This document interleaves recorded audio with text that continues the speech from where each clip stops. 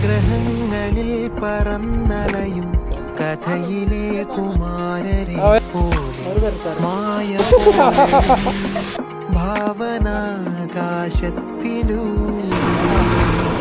അതിവിദൂര താരകാനിലയൻ തിരയുമീ കിനാവു